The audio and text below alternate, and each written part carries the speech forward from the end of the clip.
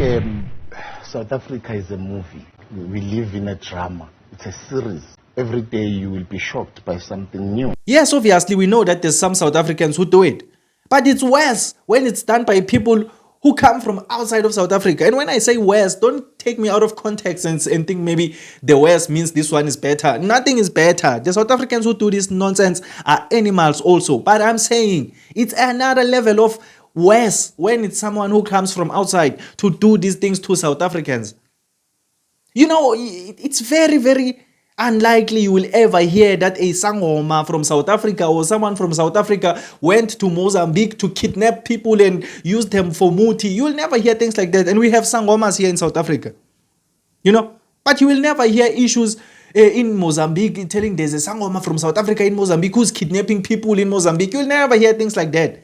But then here in South Africa, No. People, this issue should be checked. This issue should be checked. We can't be losing our lives in such gruesome ways because of delusional Sangomas who come from outside of South Africa. Now, during his arrest on Wednesday in Winterveld, he was found in possession of human remains believed to be those of 20-year-old Kunze Makubela. Our SABC News reporter, Ofense Stimo, is standing by with an update on this story. Ofense, good morning. So another gruesome find that was discovered last week. But talk to us about the merits of the case and, of course, the application that will be before the court today. Good morning to your viewers, Sakina. Well, from what we understand, apparently there was a meticulous investigation that was done by the Northwest Police following the commission of this crime, which actually happened when the country was observing the 16 days of activism against abuse of women and children, where she was abducted on the 21st of November, and the family made the gruesome find on the 23rd of November in 2023, and they found her mutilated body. And almost 2 years later, two suspects were traced and found with the deceased cell phone. They went and appeared on those charges at the Brits Magistrates Court. And further investigation, that's what led to the arrest of this Mozambican, who's a traditional healer, who was arrested in Winterveld near Mabopane on the north of Pretoria. Then that's how we got here, where now this particular Mozambican national will be making an appearance at the Karangwa Magistrates Court. You see, this is what we fight against when we fight against illegal foreigners. So to all the people who always say we are just fighting against illegal foreigners for no reason because we hate Africans, this that I have in today's video is exactly why we fight against illegal foreigners. It's no longer a thing of immigration anymore, but a thing of violent, nasty individuals who are not supposed to be in South Africa. Forget immigration. Forget all of that. These are animals. Animals that don't deserve any place in South Africa.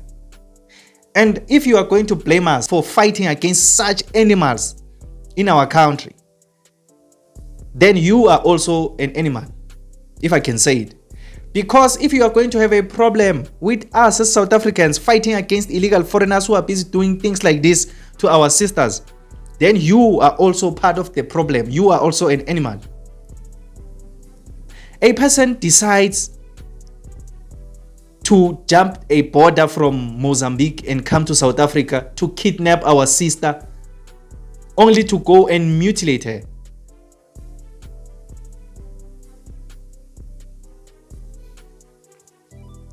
You know, this is very, very sad, people. Like, it's very, very sad. It's even hard for me to speak about it, you know, and I also have to watch what I say, you know, because this is a very sensitive topic. And if I say something insensitive, most likely you will never see this video. So I will be recording this video for nothing. I will upload it and YouTube is going to watch it and take it down, because that is what YouTube does. If you are too insensitive, they take it down. That is why I always say to the people who say my videos are, why aren't people reporting my videos? My videos are not insensitive. Me speaking about illegal foreigners are not insensitive. If they were, you wouldn't even see them. YouTube would just take them down. The moment you upload it, they watch it and they take it down immediately. So all of my videos, if you see my video live, just know that it's within the proper boundaries of sensitivity, freedom of speech and things like that. So, you know, I have to be really careful of what I say in this video. What is happening is very, very sad. People, really, really sad. This animal, you know, I wish I can see his face. I wonder why they are not showing us his face. We want to see this face, or the face of the man who has committed this gruesome crime, who has done such barbaric acts on our sister and the family of the victim. Because, you know, this picture is going to live on the family's minds for the rest of their lives, that we lost our daughter in such a gruesome way because of a delusional, crazy Sangoma from Mozambique. You know, imagine still having the mentality of jumping the borders from your country, coming to South Africa to kidnap people that you want to use for muti. What nonsense is that, people, man? And then those are the same people that we need to be tolerating here in our country. When some of them, it's their brothers and sisters who are busy doing this nonsense here in South Africa. You know, I can tell you that the anger that we have when it comes to illegal foreigners here in South Africa is justified. It's justified. And if you think it's not justified, you are also part of the problem. Because how do you explain situations like this? The only way a person will try and justify this situation, they will come and say, yes, but South Africans also do these things. You know, if you are one of the people who always make that excuse whenever we're speaking about illegal foreigners, you are a big part of the problem, even if you are a South African. Because why would you hear us speaking about an illegal foreigner who has committed such a gruesome crime, and then you're going to come and defend him and say, but even South Africans do it? That is nonsense. Yes, obviously, we know that there's some South Africans who do it. But it's worse when it's done by people who come from outside of South Africa. And when I say worse, don't take me out of context and think maybe the worst means this one is better. Nothing is better. The South Africans who do this nonsense are animals also. But I'm saying it's another level of worse when it's someone who comes from outside to do these things to South Africans. You know, it's very, very unlikely you will ever hear that a Sangoma from South Africa or someone from South Africa went to Mozambique to kidnap people and use them for muti. You will never hear things like that. And we have Sangomas here in South Africa. You know, but you will never hear issues in Mozambique telling there's a Sangoma from South Africa in Mozambique who's kidnapping people in Mozambique. You will never hear things like that. But then here in South Africa, no. People, this issue should be checked. This issue should be checked. We can't be losing our lives in such gruesome ways because of delusional Sangomas who come from outside of South Africa. Our borders are failing us. Border patrol, the Home Affairs is failing us. It's failing us. They are letting these people run around here in South Africa. These borders should be secure. The military should secure these borders 24/7. Maybe the crime rate will decrease here in South Africa. You see our crime rate. This crime rate, they are saying we are the #1 in the world when it comes to crime. You know, if we can get rid of all illegal foreigners here in South Africa, we won't be the #1 when it comes to crime here in South Africa. I'm telling you, if we can secure the borders, no one gets in and out without being verified. And then here in South Africa, the people who are inside are only South African citizens, documented foreigners and refugees. If those are the only people in the country, you will see that the rate of crime will decrease here in South Africa. You know, we need to speak more about this issue of the borders. And I wonder, why isn't it paid that much attention to? Because we always speak about it and they can also see that the borders are porous. You know, we have enough military personnel here in South Africa to secure these borders. We have enough funds here in South Africa to fix these borders, build proper borders. Yet none of those things are being done. Money always disappears here instead of being used for serious things. No one is looking out for us South Africans. We are not safe. We are not safe at all. The kids are not safe here in South Africa. The women are not safe. The most vulnerable are not safe here in South Africa. I'm telling you. And it's all because of our porous borders. So our sisters now have to continually look over their shoulders whenever they go outside, because there are people who want to kidnap them and go do strange things to them. So now they can't go out at night. And it's not even a thing of night. They kidnap people even during daylight, broad daylight. A person can just go around kidnapping South Africans and go do strange things to them. It's no longer even a thing of night to say that no, it's not safe at night. Here in South Africa, it's no longer safe anytime. Anytime it can go down. I'm telling you, it can go down. Whether it's in the morning, you are going to work, it's in the afternoon, or it's in the evening, you are coming back from work. It can always go down here in South Africa. I'm telling you, that is our sad reality. So who is going to protect our sisters? Who is going to protect our mothers? Who's going to protect our children? Who's going to protect us? Because we are also in danger as the men. I'm not saying this that the women and children are in danger as if we are not. We are all in danger as the people of South Africa from this thing. So we need to really speak about it more. But this thing of speaking, I think, is not working, people. I think it's not working because we've been speaking about it. If speaking really made a difference, then we would have proper borders right now, because it's been years we are speaking as South Africans. So what do we need to do right now? What actions do we need to take? So if you have an idea on how we can actually push the government into securing these borders, into realizing that our people are dying because of these porous borders, tell us on the comment section down below. I would really appreciate to learn from you. Tell us that, we need to do this as the citizens. We need to do this and that and that and that, because seemingly the government doesn't want to do anything about this situation. Because, our government likes to make it seem as if it's really hard to do some things, when it's very, very easy to do some of these things. I mean, what is hard about securing borders? Just tell me. What is hard about securing borders? Nothing is hard about that thing. Nothing is hard about securing borders. What is so hard about fixing the borders, the fences, or building walls or whatever? What is so hard about that? Nothing is hard about that. It's not even that expensive to do that. And if you're going to tell me that it's expensive to do that, maybe you are living in a South Africa that we are not living in.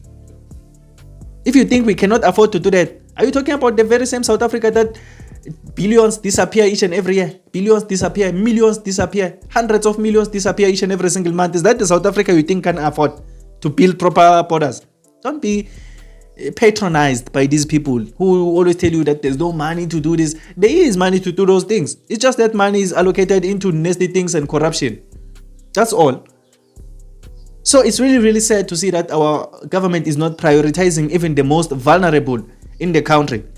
This is a very, very tragic story. Something like this shouldn't be happening, and it shouldn't be happening because of our porous borders.